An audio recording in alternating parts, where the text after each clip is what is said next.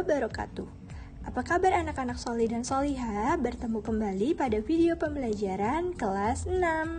Hari ini kita akan belajar tentang tema 7 mengenai kepemimpinan, subtema 3 Ayo Memimpin, pembelajaran 1.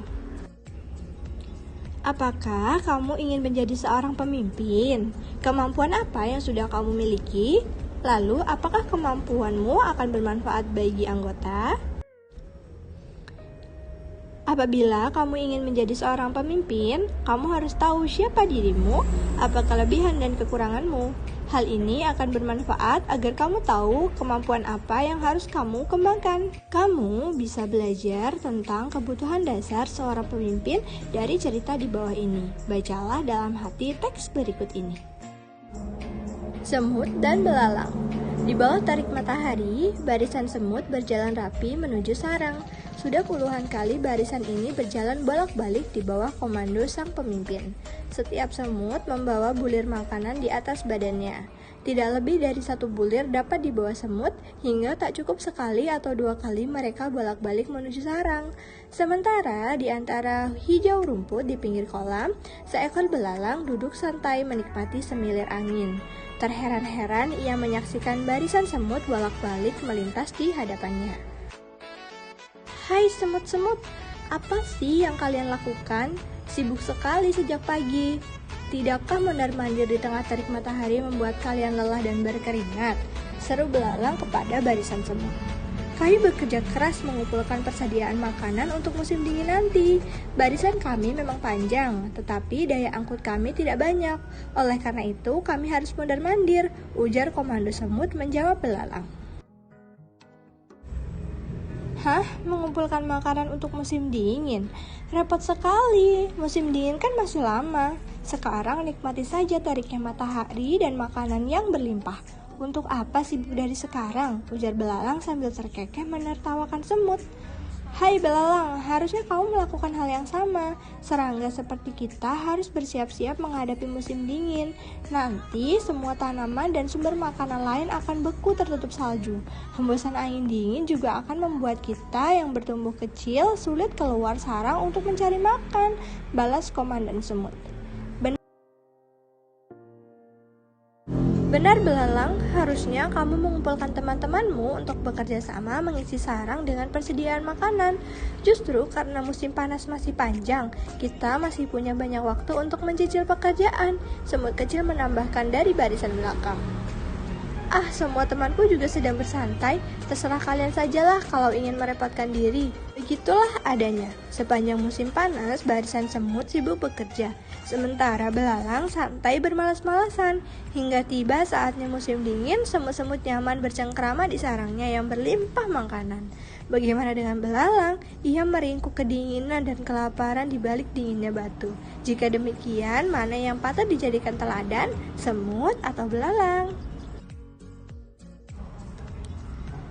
Seorang pemimpin harus tahu kelebihan dan kekurangan dirinya. Semut-semut mencontohkan kondisi dirinya yang tidak bisa bekerja di musim dingin. Untuk mengatasinya, semut bekerja di musim panas agar mereka tidak kelaparan di musim dingin. Semut tahu kelebihan dan kekurangannya. Ia tidak sombong. Nilai-nilai itulah yang harus dimiliki oleh seorang pemimpin. Apakah kamu tahu kelebihan dan kekurangan dirimu? Ayo isi diagram berikut.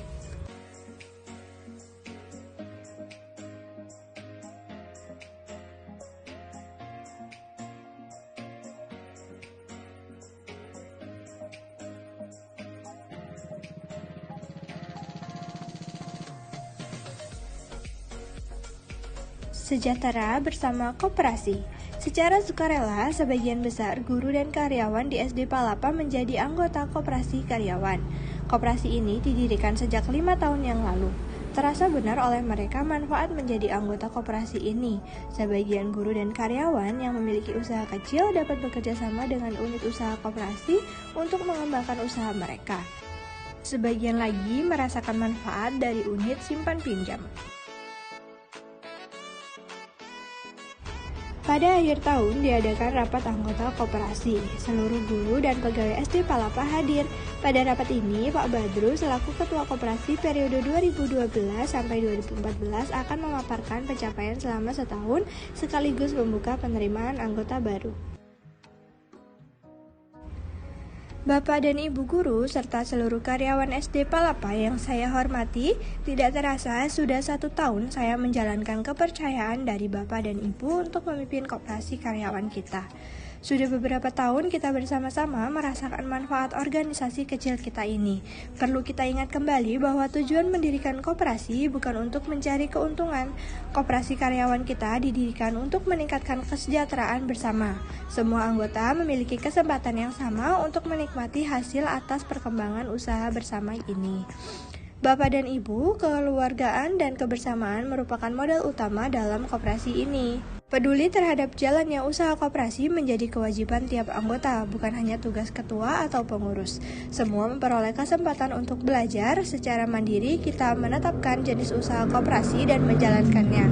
Pengurus yang melaksanakan, anggotanya yang mengawasi dan memberikan masukan. Keuntungan pribadi tidak diutamakan, justru melalui koperasi kita mengasah kepedulian terhadap kebutuhan anggota lain. Sudah 5 tahun berjalan, semua keputusan kita tetapkan bersama secara musyawarah. Begitupun dengan keunggulan koperasi di tahun ini. Apakah akan dibagikan kepada anggota atau akan dimasukkan kembali sebagai penambah modal dan akan kita diskusikan dalam rapat besar hari ini. Bapak dan Ibu, rapat besar koperasi tidak hanya untuk anggota, namun terbuka untuk semua. Justru saya ingin semua keluarga besar SD Palapa menyaksikan proses musyawarah ini. Saya ingin semua menyaksikan bahwa banyak hal yang dapat dipelajari melalui koperasi karyawan. Saya ingin semua merasakan bahwa kesejahteraan bersama dapat diwujudkan melalui kepedulian, kekeluargaan, serta kebersamaan. Bapak dan Ibu, saya tentu berharap anggota koperasi terus bertambah. Semoga saja suatu saat nanti, keluarga besar SD Palapa lengkap ada di dalamnya. Tak perlu risau memperhitungkan keuntungan pribadi, tapi ayo kita berusaha mewujudkan kesejahteraan bersama melalui koperasi. Suasana hening sejenak sebelum gemuruh tepuk tangan menyambut pidato Pak Badru. Di dalam hati, semua mengangguk setuju. Kesejahteraan bersama merupakan tanggung jawab semua. Pidato Pak Badru dalam teks sungguh menggugah. Bisakah kamu membuat teks pidato seperti itu? Kamu bisa merancang teks terlebih dahulu sebelum dijadikan sebagai teks pidato dengan topik bermusyawarah untuk kepentingan bersama.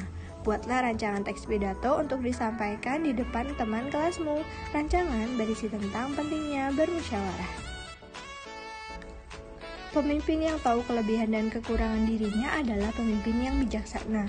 Bergotong royong dan bermusyawarah merupakan cerminan dari pemimpin tersebut. Pemimpin yang bijaksana merupakan pemimpin yang amanah.